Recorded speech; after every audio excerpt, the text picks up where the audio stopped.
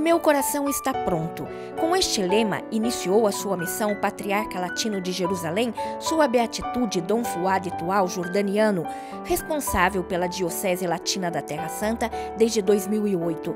Palavras que definem a especial presença e missão da Igreja Latina na Terra Santa. Como ha detto il Beato Giovanni Paolo II, como disse o Beato João Paulo II, a Igreja Católica respira com dois pulmões. O primeiro é a Igreja Latina, do Ocidente, e que se encontra também no Oriente. E o segundo pulmão são as igrejas orientais, com toda a sua riqueza. Entre estes dois pulmões deve existir harmonia, uma ligação forte, comunhão. Devemos respirar juntos, ao mesmo ritmo do Evangelho e da Igreja, sem complexo de superioridade nem de inferioridade, um em direção ao outro. Allo stesso ritmo del Vangelo e della Chiesa, senza complesso né di superiorità né di inferiorità l'uno verso l'altro. A Igreja Latina é a maior das igrejas que pertencem à Igreja Católica, do grego católicos, que significa universal. Essa e as 22 igrejas orientais católicas autônomas, chamadas sui iuris, formam juntas a Igreja Católica, uma união de igrejas sob a autoridade do Bispo de Roma e patriarca da Igreja Latina, o Papa, com ritos diferentes, reflexo da história e cultura própria de cada igreja, mas organicamente unida pela mesma fé, pelos mesmos sacramentos, sob o mesmo governo. É católica e romana, però se diz anche. É católica e romana, porém se diz também Igreja Latina para identificá-la em relação às outras igrejas católicas com rito oriental. A Igreja Melquita, Maronita, Siríaca, Armena e as demais. A Igreja Católica conta com mais de 1 bilhão de fiéis no mundo, dos quais 14 milhões pertencem às igrejas católicas orientais. Na Terra Santa, 99% dos cristãos latinos falam a língua árabe e contam 50 mil fiéis. Normalmente abbiamo uno stato e tante diocesi. Normalmente temos um estado e muitas dioceses. Aqui, a nossa igreja é uma diocese com tantos estados. A nossa jurisdição se estende da Jordânia à Palestina, Israel e Chipre. Esta é uma riqueza, nos dá uma dimensão mundial muito grande da Igreja Católica nossa aqui. Porém, cria também alguns problemas por causa da situação política e das fronteiras, dos vistos para entrar e sair. Isso sempre nos complica um pouco a vida.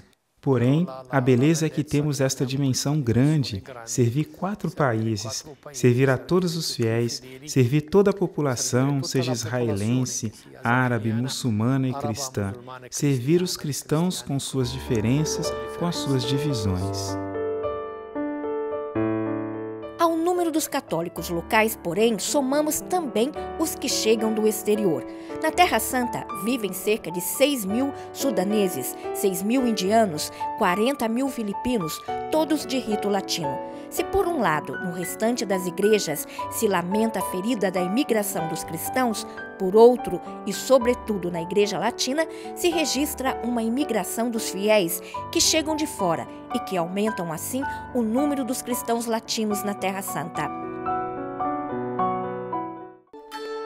Fundada pelos apóstolos Pedro e Paulo, a Igreja Latina se desenvolveu na Europa Ocidental, espalhando-se por todo o mundo a partir de Roma. O contexto social e a liberdade em que o cristianismo cresceu permitiu-lhe desempenhar um papel fundamental na história da civilização ocidental. Mesmo com graves perseguições no decorrer dos séculos, a Igreja Latina favoreceu a transmissão do saber com o desenvolvimento das universidades, realizando a síntese entre o pensamento filosófico antigo aristotélico e o cristianismo, elaborando a teoria dos direitos do homem. O Concílio Vaticano II constituiu um novo início para a Igreja Católica. Foi reformada a liturgia, foi redefinida a missão da Igreja, assim como a abertura ao ecumenismo. Com a encíclica Nostra Aetate, foi também repensada a sua relação com o judaísmo e o Islã. O uso da língua latina, introduzida no IV século e no rito e no pensamento da Igreja Latina, é ainda hoje em uso nos documentos oficiais. A fundação da Diocese de Jerusalém aconteceu já no I século depois de Cristo, mas foram necessários 300 anos para conquistar um lugar de destaque entre as igrejas do Oriente.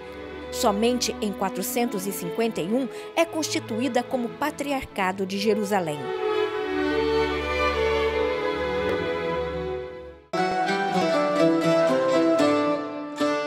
Quando, em 1099, os cruzados reconquistaram Jerusalém, ocupada pelos turcos, aconteceu o cisma entre a Igreja do Oriente e do Ocidente.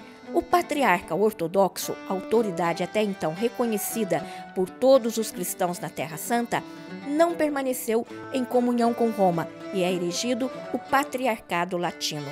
O Reino Cruzado de Jerusalém durou 2 séculos. Ao novo patriarca foi reconstruída também a catedral, a Basílica do Santo Sepulcro, destruída pelos otomanos. Perto do santuário mais importante da cristandade, nasceram muitas outras igrejas.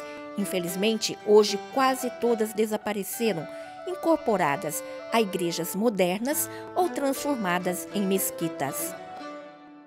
Com a queda de São João d'Acre em 1291, os últimos vestígios do reino foram conquistados pelos mamelucos e parecia que a presença latina desapareceria para sempre da Terra Santa. A história dispôs de um outro modo, isto é, os cristãos locais e o seu clero não a abandonaram. E 40 anos depois, os frades franciscanos menores retornaram para custodiar os principais santuários cristãos, garantir a continuidade do rito latino, manter um bom relacionamento com os patriarcas e as comunidades cristãs grecas e armênias ortodoxas.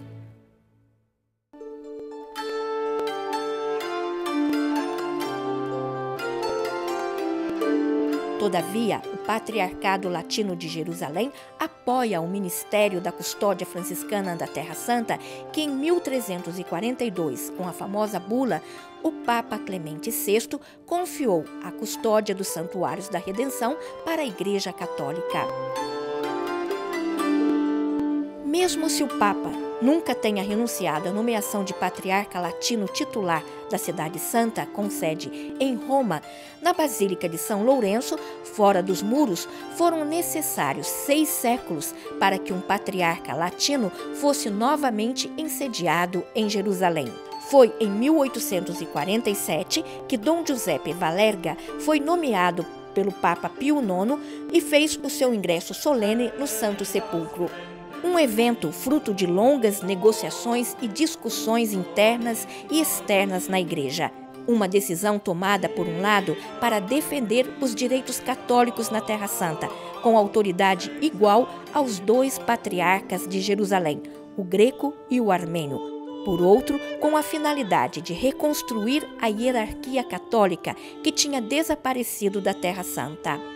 A Catedral do Patriarcado Latino é ainda a Basílica do Santo Sepulcro, mas único caso ao mundo, o seu titular tem a liberdade de celebrar a missa somente nos momentos estabelecidos pelo status quo. Por isso, a Catedral Episcopal do Patriarcado Latino de Jerusalém é a concatedral intitulada ao Santíssimo Nome de Jesus.